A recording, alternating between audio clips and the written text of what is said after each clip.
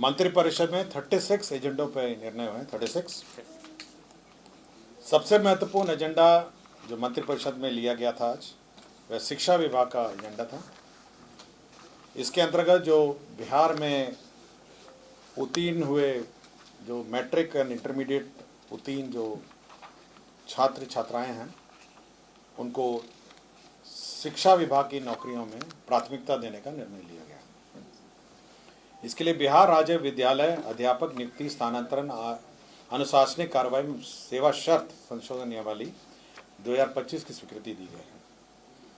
इसके अंतर्गत जो प्रावधान किए गए हैं, उसमें विद्यालय अध्यापक के पद पर नियुक्ति हेतु रिक्त पदों का 40% पद बिहार राज्य के अंदर अवस्थित शैक्षणिक संस्थाओं से मैट्रिक अथवा इंटरमीडिएट उत्तीर्ण अभ्यर्थियों से भरा जाएगा, परंतु 40% रिक्तियों के विरुद्ध तदनुसार योग्य अभ्यर्थी उपलब्ध नहीं होने पर शेष रिक्तियां 60% रिक्तियों के लिए अर्हता प्राप्त कोटि के योग्य अभ्यर्थियों द्वारा भरी जा सकेगी। इसका तात्पर्य यह है कि जो राज्य सरकार, जो बिहार राज्य विद्यालय अध्यापक नियुक्ति नियमावली में जो प्रावधान है, पूर्व में 50% जो सीट ऑलरेडी हैं वो विभिन्न जातीय आधारित रिजर्वेशन के लिए आधारित रिजर्वेशन है, जिसमें केवल बिहार के मूल निवासियों को ही आरक्षण का लाभ प्राप्त होता है। तो 50% पहले 100 में 50% ऑलरेडी आरक्षित हो गए हैं।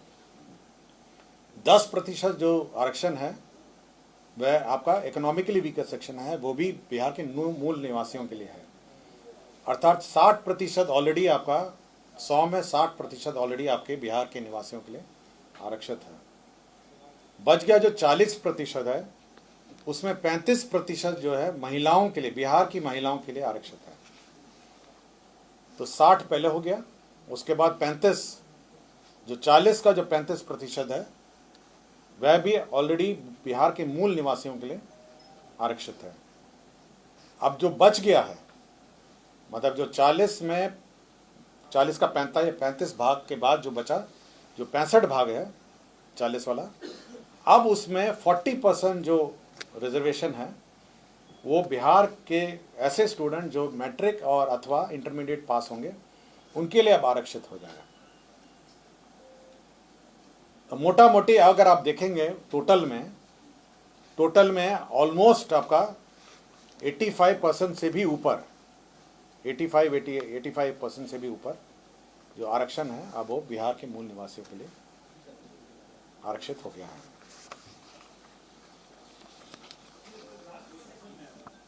कौन सा? हाँ, कैलकुलेशन आपको समझ में आ गया? देखिए, आपका 50% ऑलरेडी आरक्षित हो गया, वो तो मूल निवासी का हो गया। 10% आपका इकोनॉमिकली वीकर सेक्शन के लिए हो गया है। क्लियर हो गया आपको? अब बच गया आपका 40% जो अनारक्षित था पहले। पिछले कैबिनेट में 35% उसका भी आरक्षण में आ गया, महिला आरक्षण, मूल निवासी। तो 40 का 35 कितना हुआ? 40 जो अनारक्षित था उसमें 35% ऑलरेडी मूल निवासी का हो गया। अब बच गया 65।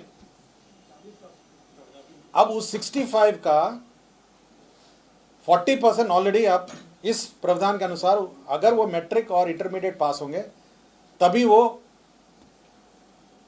एलिजिबल होंगे। अब बहुत ही छोटी सी संख्या है जो अब पूरे सूची में अब अनारक्षित रहेगी। ये कोई भी बोर्ड होगा, बिहार के कोई भी बोर्ड, ICSE हो सकता है, CBSE हो सकता है, बिहार की शैक्षणिक संस्थाओं में जिन्होंने पास किया हो उन्हीं के लिए है। और ये 40% बिल्कुल वर्टिकल है, सभी कैटेगरी में। मतलब अगर आरक्षित भी होगा, SC ST भी होगा, उसका भी 40% और 60% हो गया कि 40% वो होंगे जो यहीं से पास होंगे। हो सकता है कि मूल निवासी हैं लेकिन कहीं अन्य बाहर के बोर्ड से पास होंगे, तो वो 40-60 पूरे अक्रॉस बोर्ड है।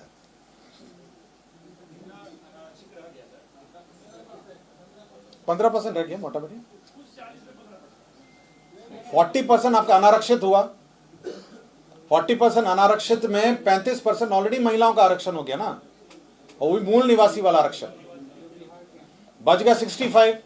अब उस 65 का 40% आपका आरक्षण हो गया।